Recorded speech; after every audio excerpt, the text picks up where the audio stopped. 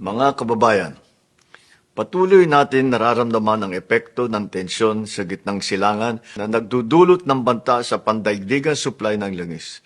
Nakakaapekto ito sa ating ekonomiya at presyo ng mga bilihin. Kapag tumataas ang gastusin, mas bumibigat ang pasanin ng bawat pamilyang nagsisikap tugunan ang kanilang pangangailangan, lalo na ang mga Pilipinong nasa laylayan ng lipunan. Kaya naman, patuloy tayong kumikilos upang mapagaan ang kanilang pasanin. Sa ilalim ng Executive Order No. 110, inilunsad natin ang Unified Package for Livelihood, Industry, Food and Transport o yung UPLIFT upang maprotektahan ang kabuhayan ng mga Pilipino at mapanatiling matatag ang ating ekonomiya. Ngayong araw, pinalawak pa natin ang suportang ito sa pamamagitan ng Uplift Assistance. Sa ilalim ng programang ito, mabibigyan ng agarang tulong ang 7,5 milyong kabahayan o 37,500,000 milyong Pilipino sa buong bansa. Pangungunahan ang programang ito ng DSWD,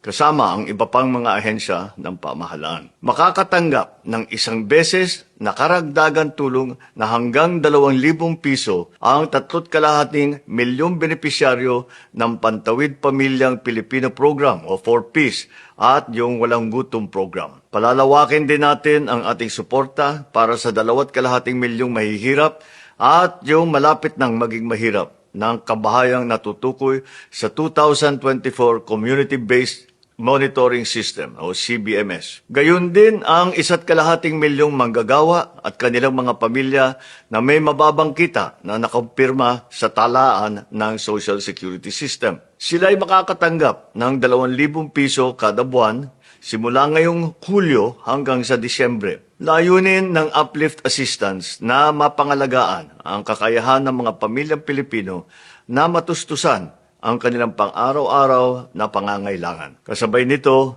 pinalawak natin ang saklaw na tulong upang mas maraming Pilipino ang makinabang sa programa. Titiyakin ng pamahalaan na maipagkaloob ang tulong na ito na mabilis, maayos at mas maginhawa para sa mga Pilipino sa pamamagitan ng digital na pamamaraan. Sa ating pagkakaisa at pagtutulungan, mapapanatili natin ang katatagan ng ating bansa at maisusulong ang isang mas maunlad na kinabukasan para sa lahat sa ilalim ng isang bagong Pilipinas. Maraming salamat po at magandang araw po sa inyo lahat.